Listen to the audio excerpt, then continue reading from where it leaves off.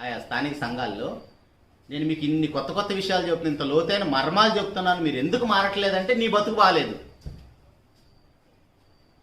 నీ బ్రతుకు బాగుంటే నువ్వు చెప్తున్న వాక్యం వాళ్ళ హృదయాల్లోకి వెళ్తుంది.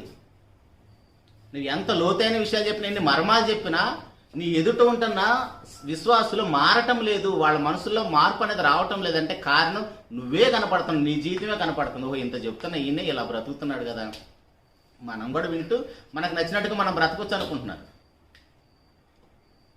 మళ్ళీ కింద నుంచి మనకు వస్తున్న ఆన్సర్ ఏంటి?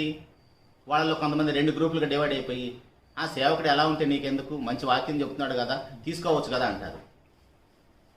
మంచి ప్రశ్నేనా అది?